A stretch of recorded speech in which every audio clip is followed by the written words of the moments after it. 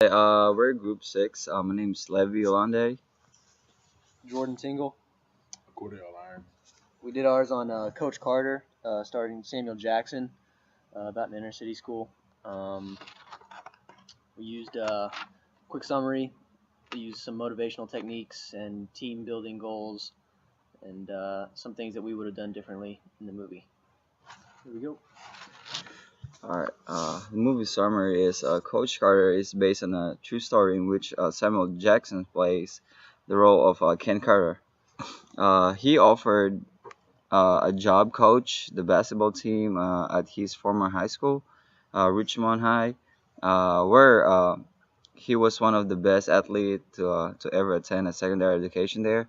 He took the job to bring change into the poor neighborhood of Richmond, but more importantly, the student athletes on their basketball team.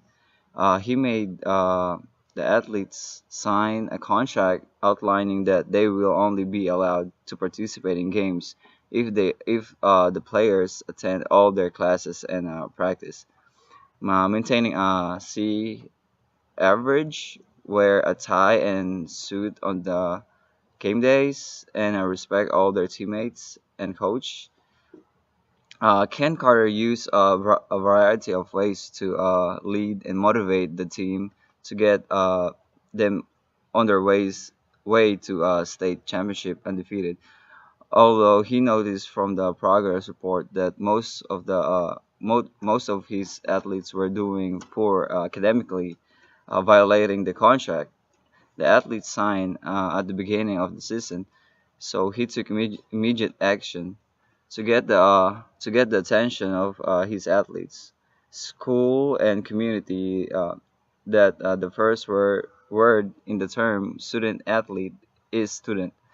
He'll lock the gym and cancel all the games until his athletes shown improvements in their grades. Mm.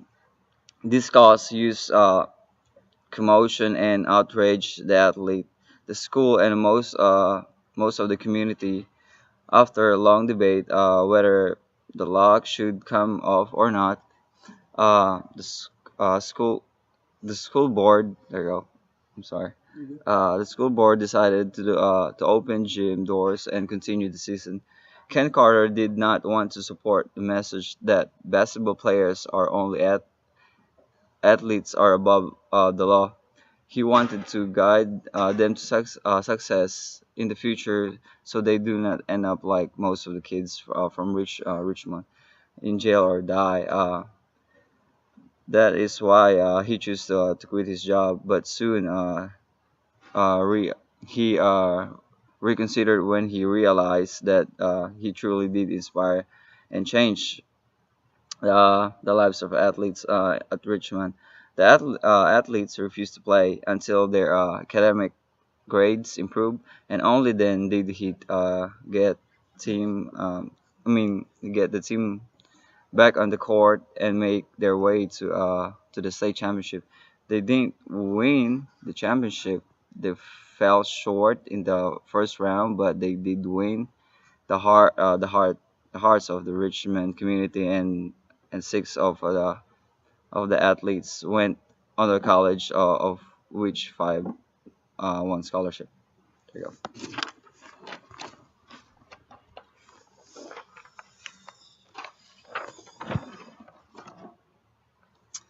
Some motivational techniques that Coach Carter used. The guys in the team were very undisciplined, uncooperative, and they didn't have any really team cohesion. And that didn't really matter to Ken Carter. That's the reason he took the job. And he wanted to accomplish this, and he knew it was going to be difficult. He had to first take charge of the team and then motivate them towards excellence on and off the court. Likewise, Coach Carter approached the team in various ways to attempt and to motivate them the best he could. He used techniques such as encouragement, discouragement, second chances, teamwork, punishment, respect, commitment, history, inspiration. And overall, he detailed this in a contract that he made the athletes sign. Coach Carter often encouraged his players during games, reminding them their various skills and what they're capable of, and how their training is exactly what will help them win. He also used discouragement to motivate his players to meet expectations by telling them they aren't capable of meeting his expectations, which is a reverse psychology method. For example, in the movie, when Cruz came back for a second chance, Carter told Cruz just to leave because he wouldn't be able to complete the requirements to get back on the team.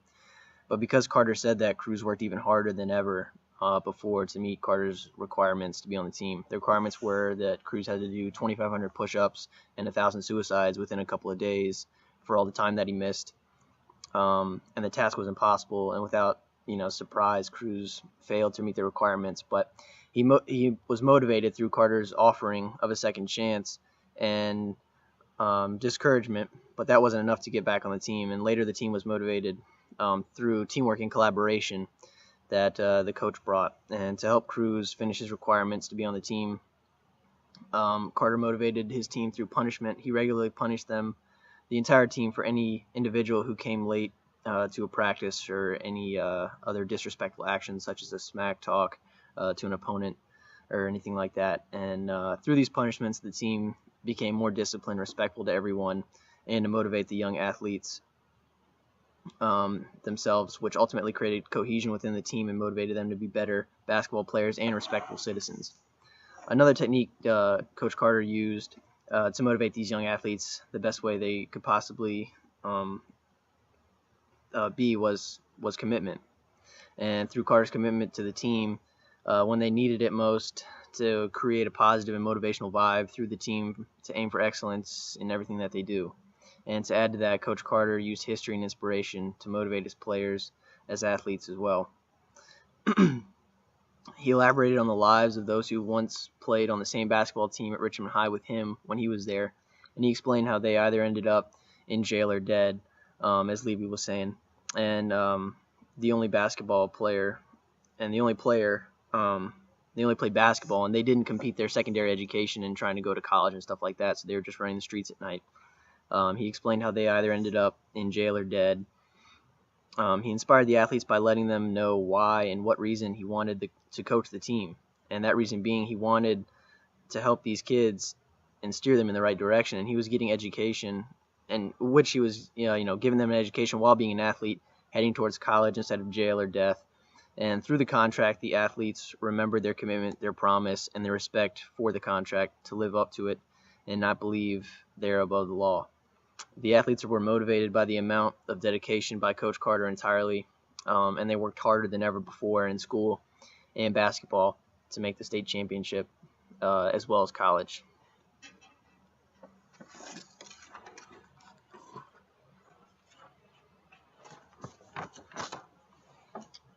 One of the goal setting techniques that Coach Carter used was team building. His speeches united the team together to remember that not that all the players' goals are the same, which is to become champions and be undefeated. Um, it wasn't a walk in the park for Coach Carter. He faced many challenges, finding ways to overcome those challenges, and in the end, get good results of team building that occurred. Um, he wanted, even though the players that he was coaching were focused, and they weren't driven, and so one of his goals to use team building was to bring the players closer together so they can depend on each other and win basketball games. The next goal setting he used was performance goals, where he wanted the players to um, compare themselves as for what he's doing now, and from what they're doing now than what they were doing back then, and to just really show and prove to themselves that they can be better and that they can do the impossible. Um, uh, Another goal setting technique that he used was outcome goals, and the outcome goals was to focus the team on beating their opponent and winning, and which they didn't do in the past, because in the past the last season they were 4-22, and now they become undefeated with 17-0. but 17-1 because they lost the championship. But even in losing the championship, he wanted the players to see that, even that you can set goals playing basketball, that you can set goals in on outside the court, on and off the court.